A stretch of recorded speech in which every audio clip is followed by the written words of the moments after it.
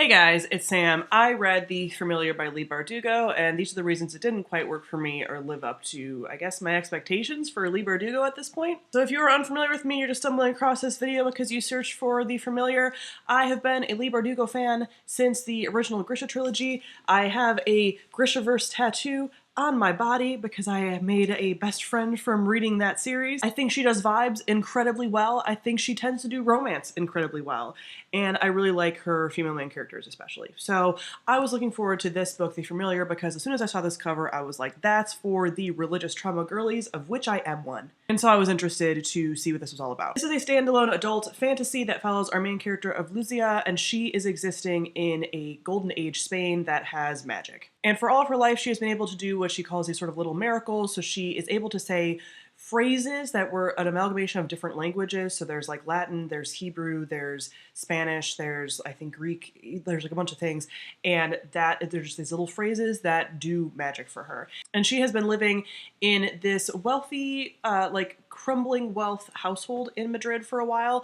And one day she helps the bread that has been burnt, but her mistress noticed this and ends up trying to use her to like elevate her social standing. This then pulls them into more and more people of power and like connected to the Inquisition and things, discovering her magic, and so she gets pulled into all this like political machinations things, and she ends up having to go and like compete to potentially become like the king's miracle worker, because this is tying in some stuff that's happening with like actual history and the Spanish Armada and all of this, and everything kind of goes from there. So first off, there are some triggers in here for, there's an in-depth torture scene with like waterboarding and things that is a little heavy. There is definitely misogynistic language and behavior, and there is anti-Semitism. Our main character is from a Jewish cultural background, and so there is talk of anti-Semitism, Islamophobia and things like that as well, but this is just in a world where the Inquisition is happening and Catholicism is the only thing that is okay.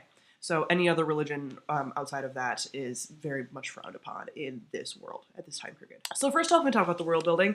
This is definitely more of like a low fantasy. Like the magic that people can do is really cool, but it is limited and like not many people can do it. And it's a little bit hand wavy in like the why that it works. Not everything for me needs to be like fully described. But it's just kind of like hand wavy. And I think that this is like the main theme of this video and of my review of this, is that there were so many things that the seeds worked really well for me, but there needed to be more of all of it. So the magic, at least for our main character, is heavily based on this like religious sort of like cultural notes and things, and just like folk magic. That is really cool. I love folk magic. I love the history of folk magic. Folk magic has been a thing in every single culture, and so it's really cool. It just, again, wasn't really delved into enough. There's also a lot of talk of like these different cultures and these different cultures influencing and all of that, and there just like wasn't enough of that. Leigh Bardugo does tie in a lot of like what is going on with history, so like the Spanish Armada failing and like Queen, I think it's Queen Elizabeth, and things like that. So that's cool if you have some of that historical context. There's just not enough like substance to even that as far as like the culture. There is like, okay, the Inquisition, what was happening around the Inquisition, and like some of the historical stuff, but there's not that through line of heart that I think some of the folk magic stuff could have brought out more. Next, I'm gonna talk about our characters. I actually really enjoyed our main character. She is that kind of character that I've been more drawn to as years have gone on, where she's like, hey, there's nothing super special about me. I can do this really cool thing, but like people around her like describe her as just kind of like ugly and a little like too witty for her own good. And there's a really cool sort of backstory for her that she was born the day that the queen died, and so everyone was like wailing, and her aunt will be like, oh well, you're so ambitious because you thought the world was crying for you. You know, like that's cool. Leigh Bardugo can do her female characters really well. I enjoyed her overall for just like her wit and her like ambition and her like willingness to keep doing stuff that could potentially get her in trouble, but also like her heart. She definitely cares for other people a lot. Then we also get a little bit of all of these other different characters as well. So there's this multiple POV, even though we mostly get her story, we dip into like her, like the head of her household and like her backstory. We get her aunt and her backstory. We get the love interest that she eventually has and like some stuff about him and his thoughts. And I liked all of that. I think we just need more time with a lot of this. Like there are parts of this that are so good. Like there's parts when we even see like the end of the line for some of these like characters, and like just even those descriptions and like the way that that story is wrapped up is really well done. Like Leigh Bardugo has the skill. It's just like there wasn't enough time, or like there wasn't, this just feels like half-baked in a lot of ways to me. As far as the romance, it's a romance with a, you know, ancient man kind of thing, you know, like has been around for a while. She knows what she likes. So that also, I enjoyed that development, and this development of them being like, we don't really know why we're drawn to each other, but there's a little bit of this like calls to like thing as far as magic.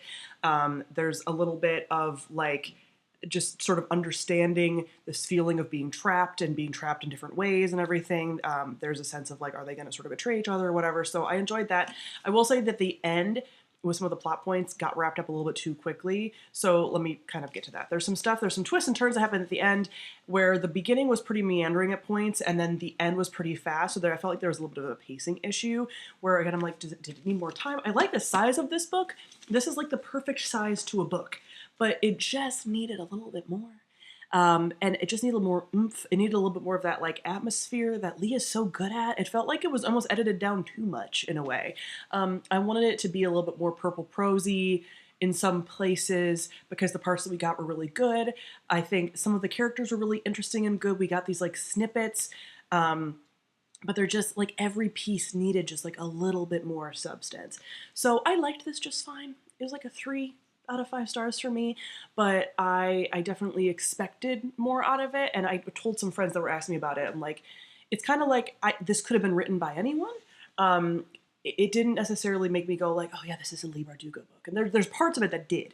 There's seeds of it that did, but it still overall wasn't like, oh, you know, it kind of felt like it could have been anybody's book, and really it kind of felt at times like it could have been a debut. Not that it was like messy, but that there just need to be like more. And I feel like that's something that sometimes comes with time. So yeah, I'm curious. Maybe she just needed a break from some of her other like series and stuff, and she just like churned this one out, and this is what we got. But yeah, I still really enjoy her books, and will continue to read her books. But this just didn't give everything that I was hoping that it would give. Comment below. Let me know what you thought of The Familiar. Thank you all for watching, and I'll see all of you guys soon. Bye.